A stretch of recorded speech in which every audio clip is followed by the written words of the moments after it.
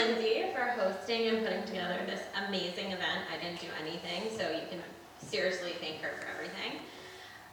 So I wrote this last night after avoiding it for quite a while, so bear with me if it's not the best.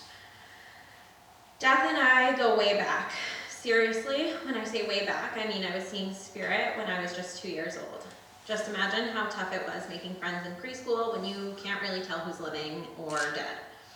In all seriousness, my connection with death has been a complex one, to say the least. I've had the most amazing relationship with it. I've connected to the most beautiful souls that opened me up, who taught me how to cherish life. I used to dance with the shadows that I saw creeping around my room. And I know it sounds crazy, but I used to fantasize about how I would die. I would imagine that butterflies would lift me up above the clouds, that I would be able to dance freely between heaven and earth without experiencing pain or fear. I would laugh with the souls that had left the boundary of earth and their body behind. I was able to see and feel the happiness and the peace in all the souls that I connected with. At first, I was completely unaware of what I was even doing. It was hard for me to tell the difference between the living and the dead. At age 5, I was starting conversations about the journey of a soul, my past life, and who I was before all of this. Something about death was intriguing and safe, and the only certainty I had.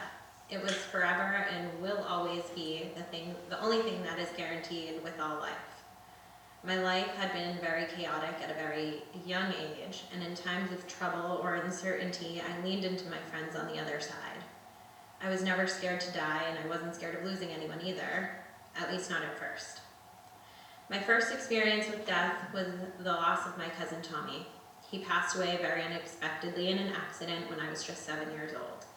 Now I know what you're thinking, I probably should have seen that coming. But that was the curse within the blessing of being a medium, of being a psychic, and being so close to the veil that at times it's almost too thin. As I aged, I was able to predict death. Somehow, some way, my body would just know when it was coming, not pinpointing who or how, just when. On March 8th, 2011, my guardian angel, Tommy, visited me in my sleep. He grabbed my hand, held it tight.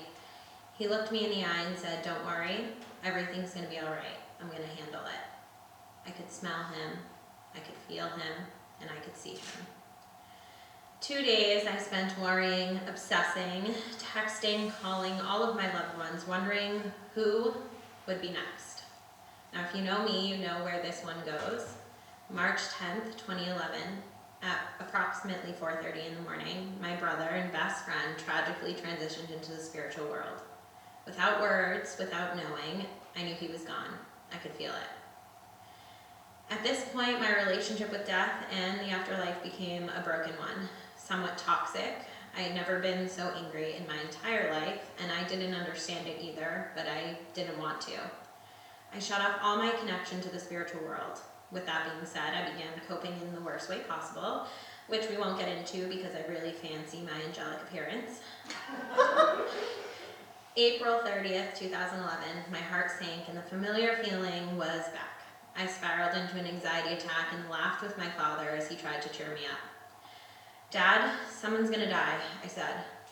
He yelled at me, "Alycia, you're always right. Stop saying that." He laughed, shut all the blinds in our little home in Saxonville, Framingham, which isn't that dangerous. And he did a little army crawl on the floor, thinking that someone was going to shoot him through our windows. He made me watch movies to get my mind off of it and allowed me to check in with each and every friend that I had. May 1st, 2011 was the last day I saw my father. He cried and told me that he couldn't look anywhere without seeing my brother's face. Unexpectedly, he passed.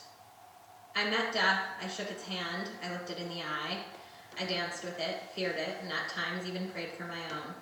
What I've learned through this unique relationship with death is that the only beings that perceive it as painful or negative is us. I spent years reconnecting to my gift. It became my mission to show people that this isn't it. This isn't all that there is. Death may be inevitable, our bodies may decay, but our connections and love do not die. They always remain within our hearts and souls. As Ram Dass says, allowing dying to be so intensely present enriches both the preciousness of each moment and our detachment from it. I've recovered by becoming so very still, present and appreciative. So I ask you to do the same. Thank you.